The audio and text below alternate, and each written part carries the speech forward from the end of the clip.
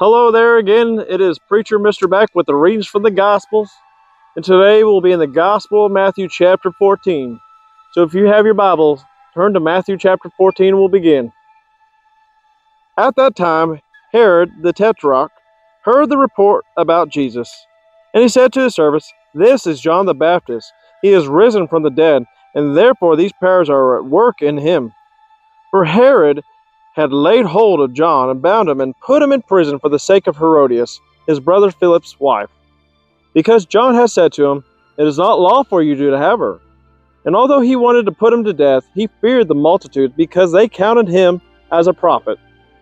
When Herod's birthday was celebrated, the daughter Herodias danced before them and pleased Herod. Therefore he promised with an oath to give her whatever she might ask. So she, having been prompted by her mother, said, "Give me John the Baptist's head here on a platter." And the king was sorry. Nevertheless, because of the oaths and because of those who sat with him, he commanded it to be given to her. So he sent and had John beheaded in prison. And his head was brought on a platter and given to the girl, and she brought it to her mother. Then the disciples came and took away the body and buried it, and went and told Jesus. When Jesus heard it, he departed from there by a boat to a deserted place by himself.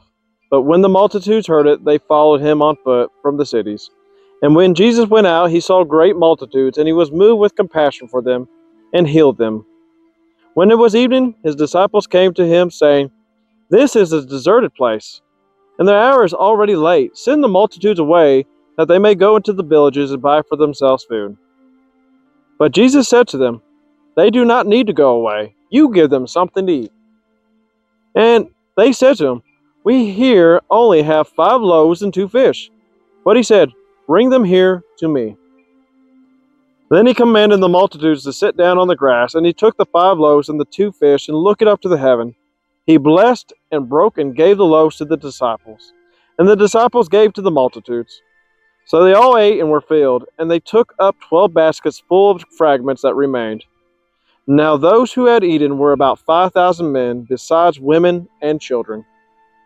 Immediately Jesus made his disciples get in the boat and go before him to the other side, while he sent the multitudes away. And when he had sent the multitudes away, he went up to the mountain by himself to pray. Now when evening came, he was alone there. But the boat was now in the middle of the sea, tossed by the waves, for the wind was contrary. Now in the 4th watch of the night, Jesus went to them, walking on the sea. And when the disciples saw him walking on the sea, they were troubled, saying, "It's a ghost," and they cried out for fear. But immediately Jesus spoke to them, saying, "Be of good cheer, it is I. Do not be afraid." But immediately Jesus spoke to them, saying, "Do not be afraid." And Peter answered him and said, "Lord, if it is you, command me to come to you on the water." And he said, "Come." And when Peter had come down out of the boat, he walked on the water to go to Jesus. But when he saw that the wind was boisterous, and he was afraid, and began to sink, he cried out, saying, "Lord, save me." And immediately Jesus stretched out his hand and caught him, saying to him, "O you of little faith, why did you doubt?" And when they got into the boat, the wind ceased. Then those who were in the boat came and worshipped him, saying, "Truly you are the Son of God." When they crossed over, they came to the land of Gennesaret, and when the men of that place recognized him, they sent him out to all the surrounding region, brought to him all the sick, and they begged him that they might only touch the hem of his garment, and as many as touched were made perfectly well.